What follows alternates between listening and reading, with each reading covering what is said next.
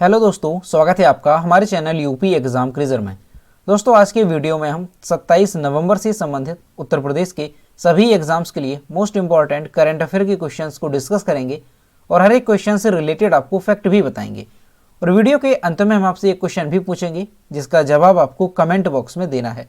और अगर आपको इसकी PDF डाउनलोड करनी है तो इसकी PDF आप हमारे टेलीग्राम ग्रुप से डाउनलोड कर सकते हैं। टेलीग्राम ग्रुप की लिंक आपको वीडियो के डिस्क्रिप्शन में मिल जाएगी। तो चलिए शुरू करते हैं। आज का सेशन शुरू करने से पहले हम कल के क्वेश्चंस का रिवीजन करेंगे। पहला क्वेश्चन है, हाल ही में वन नेशन वन नंबर योजना के तहत BH सीरीज का पहला नंबर किस राज्य में जारी किया गया? इसका जो करेक्ट आंसर है वो है option number B, Uttar Pradesh में। और उत्तर प्रदेश में कहाँ पर? तो ध्यान रखना है, उत्तर प्रदेश के मिर्जापुर में पहला BH सीरीज का नंबर बुक किया गया। अगला क्वेश्चन है, हाल ही में राष्ट्रीय फाइलेरिया उन्मूलन कार्यक्रम के अंतर्गत प्रदेश के कितने जिलों में मास ड्रग एडमिनिस्ट्रेशन कार्यक्रम शुरू किया गया? इसका जो करेक्ट आंसर है वो है ऑप्शन नंबर सी, 12 जिलों में। और दोस्तों, उत्तर प्रदेश करंट अफेयर की लास्ट 10 मंथ की अगर आपको PDF डाउनलोड करनी है तो इसकी लिंक आपको वीडियो के डिस्क्रिप्शन में मिल जाएगी। वहां से आप इस PDF को डाउनलोड कर सकते हैं। इस PDF में हमने जनवरी से लेकर अक्टूबर 2021 तक उत्तर प्रदेश करंट अफेयर के सभी इंपोर्टेंट क्वेश्चंस को विस्तार पूर्वक बताया है। और दोस्तों, इसके अलावा अगर आपको केवल अक्टूबर महीने की उत्तर प्रदेश करंट अफेयर की PDF डाउनलोड करनी है तो उसकी लिंक भी आपको वीडियो के डिस्क्रिप्शन में मिल जाएगी। तो वहां से आप ये दोनों PDF डाउनलोड कर सकते हैं। और दोस्तों, PDF डाउनलोड करने में अगर कोई भी प्रॉब्लम होती है तो साइट पर आपको WhatsApp नंबर और ईमेल मिल जाएगा जिस पर आप कॉन्टैक्ट कर सकते हैं। अगला क्वेश्चन है, लॉन्च पुस्तक cooking to save your life के लेखक कौन है? इसका जो करेक्ट आंसर है वो है option number D, Abhijit Banerjee. अगला क्वेश्चन है, किसे अंतर्राष्ट्रीय एमी पुरस्कार 2021 में सर्वश्रेष्ठ अभिनेता नामित किया गया? इसका जो करेक्ट आंसर है वो है option number A, David Tennant को। अगला क्वेश्चन है, सतत विकास लक्ष्य शहरी सूचकांक में शीर्ष स्थान पर कौन सा शहर रहा? इसका जो करेक्ट आंसर है वो है ऑप्शन नंबर बी, शिमला। अगला क्वेश्चन है, किसकी आत्मकथा रिजॉल्व यूनाइटिंग नेशंस इन अ डिवाइडेड वर्ल्ड पुस्तक को लॉन्च किया गया? इसका जो करेक्ट आंसर है वो है ऑप्शन नंबर ए, बान की मून की। अगला क्वेश्चन है, रुमेन रादेव ने किस देश के राष्ट्रपति का चुनाव जीता है? इसका जो करेक्ट आंसर है वो है ऑप्शन नंबर सी, बुल्गारिया का। अगला क्वेश्चन है, निम्न में से किस राज्य ने 3 राजधानी वाले विधेयक को निरस्त करने की घोषणा की है? इसका जो करेक्ट आंसर है वो है option number C, Andhra Pradesh सरकार ने।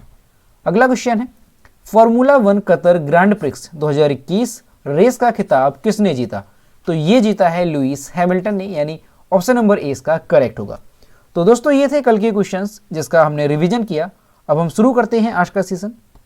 आज का पहला क्वेश्चन है, हाल ही में यूपी सरकार ने लखनऊ मंडल के दांदूपुर रेलवे स्टेशन का नाम बदलकर क्या कर दिया है? इसका जो करेक्ट आंसर है वो है ऑप्शन नंबर बी, मां बाराही देवी धाम। यूपी सरकार ने एक और रेलवे स्टेशन का नाम बदल दिया है। उत्तर रेलवे लखनऊ मंडल के लखनऊ से वाराणसी रेलखंड पर प्रतापगढ़ से बादशाहपुर के बीच दांदूपुर रेलवे स्टेशन का नाम अब बदल दिया गया है और अब इसे मां बाराही देवी धाम के नाम से जाना जाएगा। रेलवे स्टेशन से 6 किलोमीटर दूरी पर परसरामपुर गांव है जहां मां बाराही देवी का मंदिर है और वहां पर हर वर्ष एक वार्षिक मेले का आयोजन किया जाता है जिसमें बड़ी संख्या में श्रद्धालु आते हैं। और दोस्तों, हाल ही में यूपी सरकार ने फैजाबाद रेलवे स्टेशन का भी नाम बदला है और इसका नाम बदलकर क्या किया गया है? तो आपको ध्यान रखना है, अयोध्या कैंट इसका नाम कर दिया गया है। तो काफ़ी इंपॉर्टेंट है, आपको अच्छे से ध्यान रखना है कि जो दांदूपुर रेलवे स्टेशन है उसका नाम बदल दिया गया है और अब इसे मां बाराही देवी धाम के नाम से जाना जाएगा। अगला क्वेश्चन है, रक्षा मंत्रालय ने रूस के साथ AK-203 असॉल्ट राइफल सौदे को मंजूरी दे दी है। इन राइफल्स का उत्पादन कहाँ किया जाएगा? इसका जो करेक्ट आंसर है वो है ऑप्शन नंबर ए, अमेठी में। रक्षा मंत्रालय ने रूस के साथ 5,000 करोड़ रुपए के AK-203 असॉल्ट राइफल सौदे को मंजूरी दे दी है। इस सौदे के तहत 7.5 लाख राइफलों का उत्पादन उत्तर प्रदेश के अमेठी की एक फैक्ट्री में किया जाएगा। यह राइफल भारतीय सेना द्वारा कई दशकों से उपयोग में लाई जा रही इंसास, आपको ध्यान रखना है, इंसास राइफल की जगह लेगी।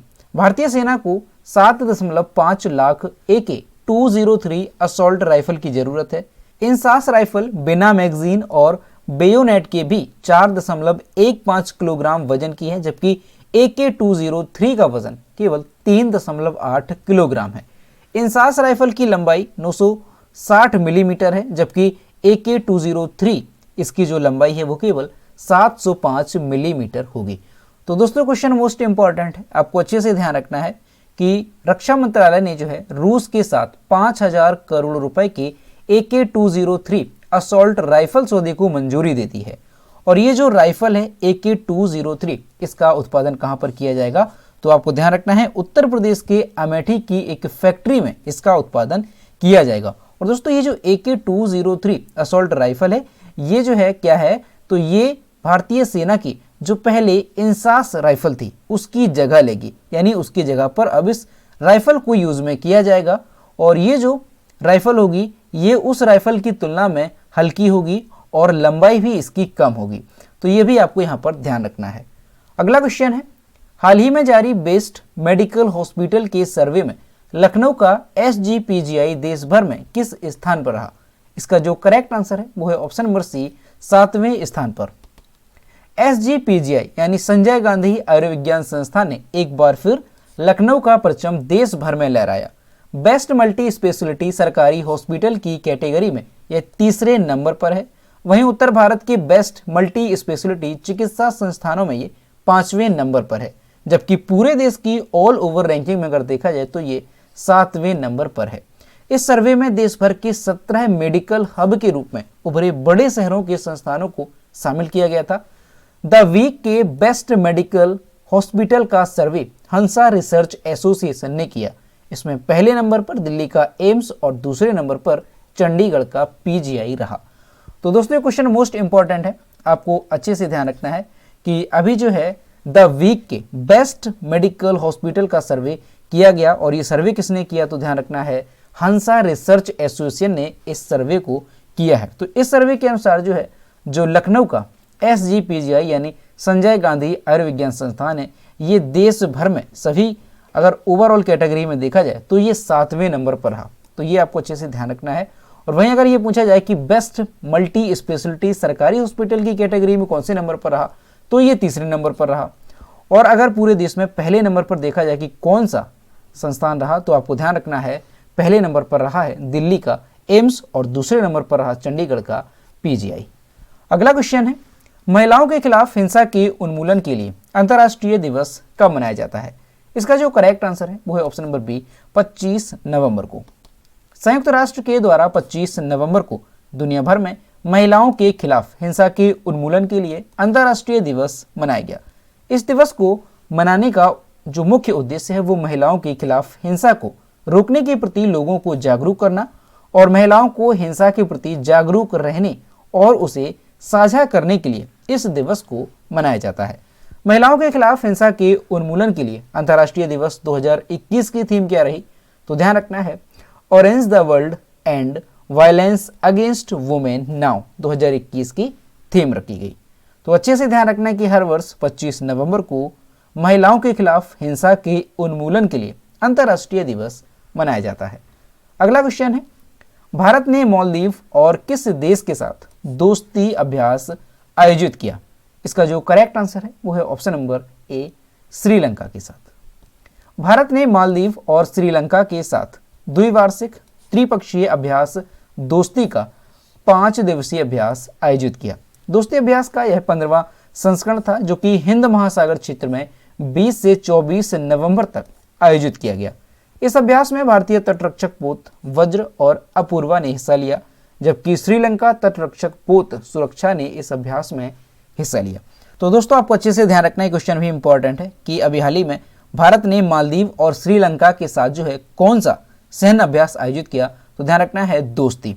अब दोस्तों यहाँ पर आपको मालदीव और श्रीलंका से कैपिटल, वहाँ के प्रेसिडेंट और वहाँ की करेंसी इंपॉर्टेंट हो जाती है। तो ध्यान रखना है कि मालदीव की कैपिटल क्या है, तो माले मालदीव की कैपिटल है और मालदीव की करेंसी क्या है, तो मालदीवियन रुपया मालदीव की करेंसी है। और मालदीव के जो प्रेसिडेंट हैं तो वो कौन है, तो ध्यान रखना है इब्राहिम मोहम्मद सोलिह मालदीव के प्रेसिडेंट हैं।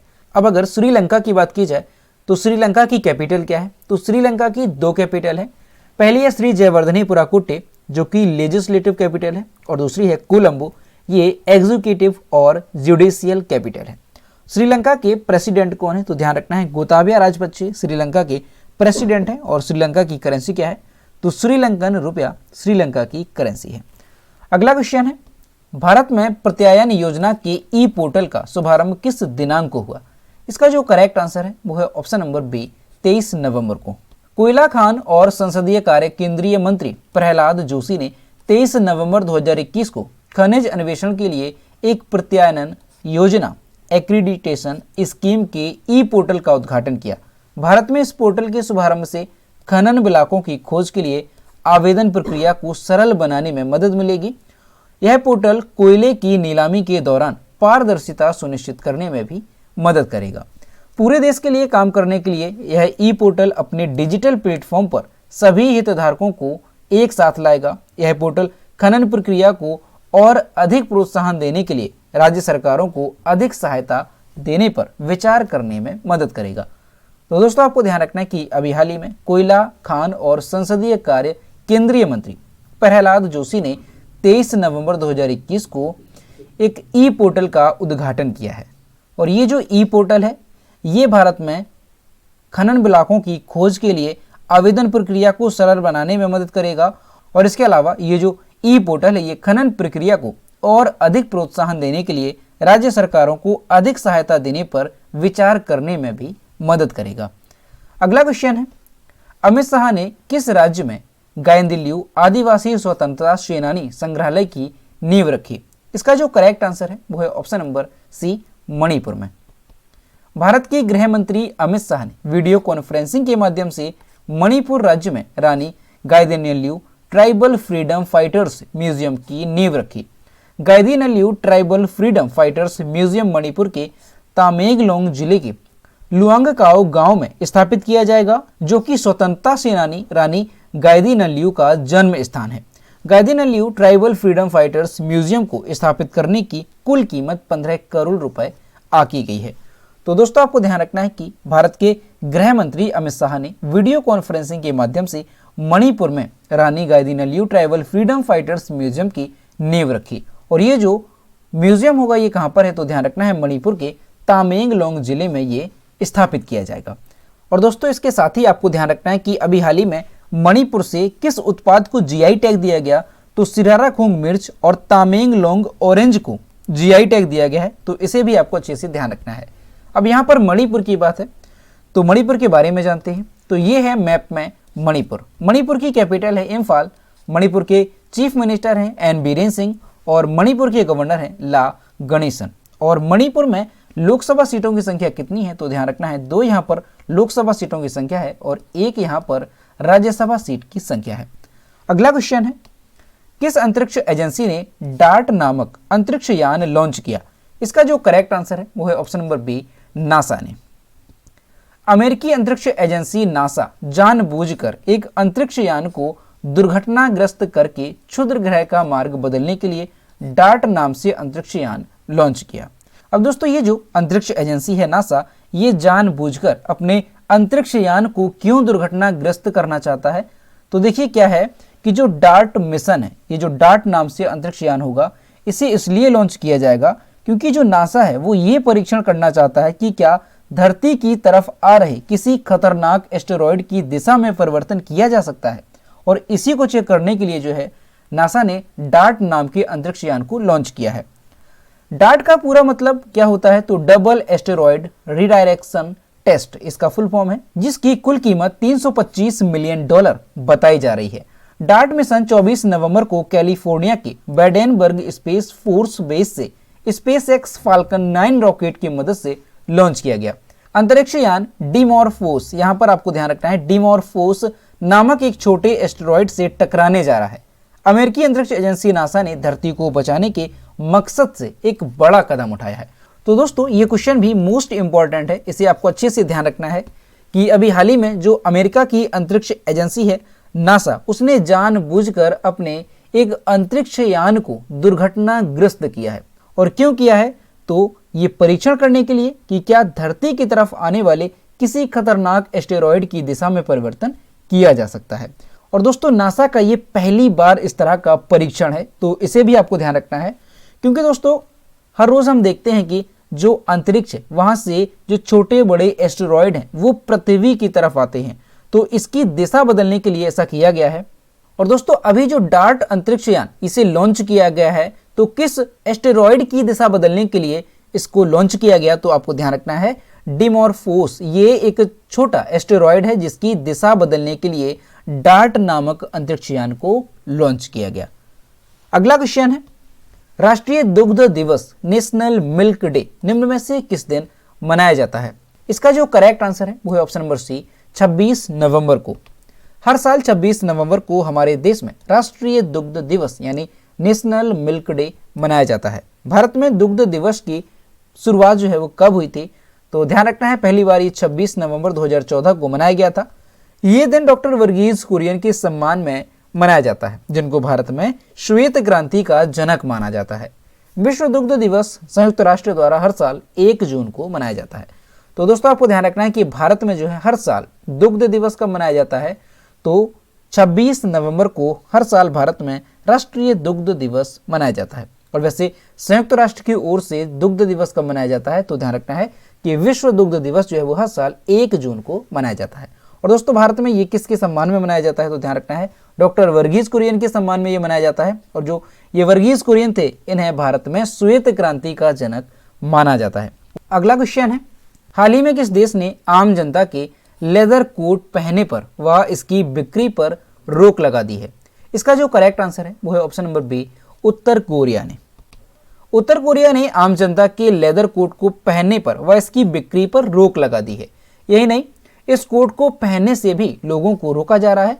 किम जोंग उन ने कहा कि पुलिस ने उत्तर कोरिया के लोगों को निर्देश दिया है कि लेदर कोट को नहीं पहने, क्योंकि यह पार्टी के दिशा निर्देश का हिस्सा है कि इसे कौन पहन सकता है और कौन नहीं पहन सकता है। तो दोस्तों इस तरह का जो आदेश है वो उत्तर कोरिया में लागू किया गया है कि आम जनता जो है वो लेदर कोट नहीं पहन सकती है और ना ही इसकी बिक्री की जाएगी। तो इसे आपको ध्यान रखना है कि उत्तर कोरिया ने इस तरह का आदेश जो है वो लागू किया है। अब दोस्तों अगर उत्तर कोरिया की बात की जाए तो उत्तर कोरिया की कैपिटल क्या है, तो ध्यान रखना है प्योंगयांग उत्तर कोरिया की कैपिटल है। और उत्तर कोरिया की जो प्रेसिडेंट है वो कौन है, तो किम जोंग उन उत्तर कोरिया के प्रेसिडेंट हैं। और उत्तर कोरिया की करेंसी क्या है, तो आपको ध्यान रखना है कोरियन पीपल्स वॉन उत्तर कोरिया की करेंसी है। तो दोस्तों ये थे 27 नवंबर से संबंधित उत्तर प्रदेश के सभी एग्जाम्स के लिए मोस्ट इंपॉर्टेंट करंट अफेयर के क्वेश्चन जो कि हमने डिस्कस किए। अब हम देखते हैं कल की वीडियो का क्वेश्चन जो हमने आपसे पूछा था। तो ये है कल के वीडियो का क्वेश्चन जो हमने आपसे पूछा था, एशिया के सबसे बड़े एयरपोर्ट नोएडा इंटरनेशनल एयरपोर्ट की आधारशिला किसने रखी? इसका जो करेक्ट आंसर था वो ऑप्शन नंबर ए था, प्रधानमंत्री नरेंद्र मोदी। और लगभग सभी स्टूडेंट्स ने इसके सही जवाब किए। और मैं आपसे हर रोज कहता हूं कि जो भी क्वेश्चन आपसे पूछा जाए तो सभी लोग उसका आंसर जरूर किया करो। तो ये है आज का क्वेश्चन, हाल ही में दुनिया की पहली स्टेम सेल थेरेपी किस शहर में दी गई? ऑप्शन नंबर ए है कानपुर, बी है लखनऊ, सी है चेन्नई और डी है मुंबई। तो इसका जो भी करेक्ट आंसर है वो आपको कमेंट बॉक्स में बताना है। और दोस्तों सभी लोग क्वेश्चन का आंसर जरूर किया करो। तो दोस्तों अगर आपको आज का वीडियो पसंद आया हो तो वीडियो को लाइक करें, शेयर करें। और अगर अभी तक आप हमारे चैनल पर नए हैं तो चैनल को सब्सक्राइब करना ना भूलें। साथ ही बेल आइकन को भी प्रेस करें ताकि टाइम टू टाइम नोटिफिकेशन आप तक पहुंचता रहे। तो मिलते हैं नेक्स्ट वीडियो में। Thank you.